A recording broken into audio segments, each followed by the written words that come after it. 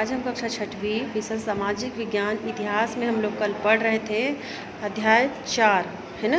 और अध्याय 4 में क्या था? वैदिक साहित्य। ठीक है, क्या था? वैदिक काल, है ना। वैदिक काल में हम लोग आधा पढ़े थे, आधा बचा हुआ था। ठीक है, आज हम यहाँ से पढ़ेंगे उत्तर वैदिक काल। ऋग्वैदिक काल हम लोग पढ़े थे ऋग्वैदिक काल, है ना। ऋग्वैदिक काल, पूर्व वैदिक काल। आज हम पढ़ेंगे उत्तर वैदिक काल। तो उत्तर वैदिक काल में क्या दिया है, देखो। उत्तर वैदिक काल वह काल था जब यजुर्वेद, सामवेद एवं अथर्ववेद की रचना हुई थी। इस समय वैदिक साहित्य सिंधु सरस्वती नदियों के क्षेत्र से आगे बढ़कर गंगा यमुना नदी के मैदान तक फैल चुकी थी। इस काल में कृषि की उन्नति के कारण नए उद्योग धंधों का भी विकास हुआ। इससे राज्यों का बनना और विकास होना भी क्या हो गया था, यहाँ पे शुरू हो गया। अब यहाँ जनपद देखो, जन के लोग जिस क्षेत्र में निवास करते थे वह उनको जनपद कहा जाने लगा। जैसे थे कुरु जनपद, पांचाल जनपद, सूरसेन जनपद आदि। ठीक है, अब देखो कृषि का विकास और भौतिक समृद्धि।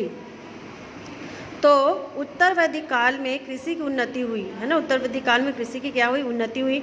किसान कई प्रकार के अन्न का अधिक मात्रा में उत्पादन करने लगे, जैसे कि चावल, गेहूँ, तिलहन, दाल आदि।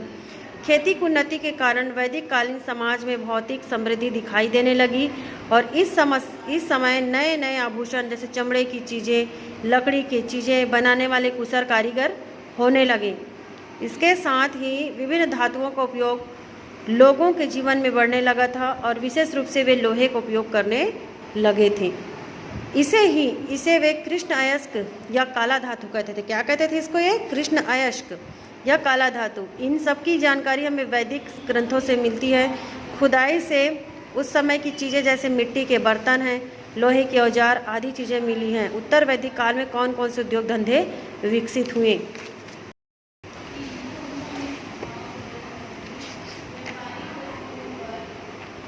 देखो, समाज और धर्म। यहाँ पे समाज और धर्म के बारे में यहाँ बताया गया कि वैदिक काल में समाज और धर्म किस प्रकार थे। तो वैदिक काल में संयुक्त परिवार का प्रचलन था। संयुक्त परिवार मतलब होता है जिसमें जब दादा नानी सब एक साथ, दादा दादी चाचा चाची सब मिल के साथ एक साथ रहते, उसको क्या कहते हैं? संयुक्त परिवार। ठीक है, सभी भाई व कई पीढ़ी के लोग एक ही परिवार में साथ साथ रहते थे, है ना। साथ साथ रहते थे। सबसे बुजुर्ग पुरुष परिवार का मुखिया होता था, उसे गृहपति कहते थे। क्या कहते थे उसको? गृहपति। ठीक है, टिक लगाओ यहाँ से। फिर था इसमें सभी लोग उसकी बात मानते थे, है ना। घर में जो बुजुर्ग होते हैं, जो घर का मुखिया होता है, उसकी बातें सभी को माननी पड़ती है कि नहीं, है ना। फिर है वैदिक साहित्य के अनुसार प्रत्येक मनुष्य का जीवन 4 अवस्थाओं में बट गया था, है ना। प्रत्येक मनुष्य का क्या था? यहाँ पे मनुष्य का जीवन जो 4 अवस्थाओं में बटा था, जिसे आश्रम व्यवस्था कहते हैं, कहा जाता था। इनमें पहला था ब्रह्मचर्य आश्रम। इसमें क्या करता था? मनुष्य बाल्यावस्था में शिक्षा प्राप्त करता था, है ना। ब्रह्मचर्य आश्रम मतलब बच्चा वो बाल्यावस्था है, बाल्यावस्था में क्या करेगा?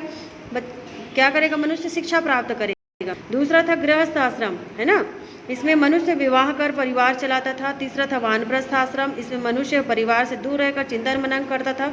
और चौथा था संन्यास आश्रम। इसमें मनुष्य घर परिवार से दूर होकर तीर्थ यात्रा करते हुए जीवन का अंतिम समय जो है वो व्यतीत करता था। ठीक है, अब देखो यहाँ पे उत्तर वैदिक काल में ज़्यादातर गृहपति खेती और पशुपालन करते थे, है ना। उस समय लोग क्या करते थे? सबसे ज़्यादा खेती और पशुपालन करते थे। उन्हें क्या कहते थे? उन्हें वैश्य कहा जाता था। इन गृहपतियों के आसपास उनकी सेवा करने वाले सेवक लोग भी रहते थे। गृहपति समय समय पर राजा को क्या करते थे? भेंट दिया करते थे, जिससे राजा और राज्य का खर्च जो है वो चलता था। पूरे जन के मुखिया को राजा कहते थे। क्या कहते थे? पूरे जन के मुखिया को राजा। उसके रिश्तेदार और सहयोगियों को राजन्य कहा जाता था। उनका मुख्य काम जनपद की रक्षा करना था। क्या था उनका काम? जनपद की रक्षा करना। लेकिन युद्ध के समय पहले की तरह ही जन के सारे पुरुष सम्मिलित होते थे। उत्तर वैदिक साहित्यों से पता चलता है कि राजा और राजन्य बड़े बड़े यज्ञ करने लगे थे। जैसे क्या था? अश्वमेध यज्ञ था, राजसूय यज्ञ आदि, जो कई महीने चलते थे। इनमें बहुत धन खर्च होता था, इनमें बहुत ज़्यादा धन खर्च होता था, है ना। और इन यज्ञों को ब्राह्मण या पुरोहित संपन्न कराते थे।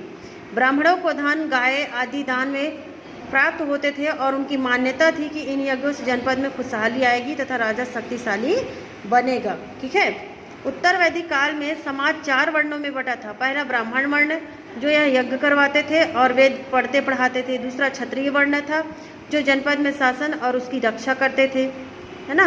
तीसरा था वैश्य वर्ण, जो जनपद में खेती और पशुपालन करते थे। चौथा शूद्र वर्ण था, जो सेवा कार्य करते थे, और वर्ण व्यवस्था के कारण ही आगे चलकर समाज में जाति व्यवस्था पनपी। ठीक है, अब देखो यहाँ महाकाव्यों की रचना के कौन कौन से महाकाव्यों की यहाँ पे उन्होंने रचना किए थे। तो हमारे देश के 2 महाकाव्यों रामायण और महाभारत की रचना उत्तर वैदिक काल की बातों पर क्या है, ये आधारित है ना।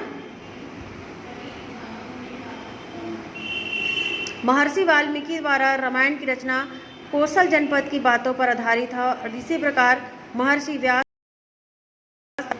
रचना कुरु पांचाल और सुरसेन जनपद की बातों पर आधारित है। और ये दोनों महाकाव्य जो है वो भारतीय संस्कृति के आधार, इन महाकाव्य ने मानव जीवन के सभी क्षेत्रों को क्या किया था, प्रभावित किया था, है ना। ये जो 2 महाकाव्य थे रामायण और महाभारत, उन्होंने क्या किया, सभी क्षेत्रों को प्रभावित किया, है ना। इनके अध्ययन से हमें इस समय के इतिहास की क्या मिलती है, जानकारी मिलती है। ठीक है, ये पार्ट भी आज कंप्लीट हुआ।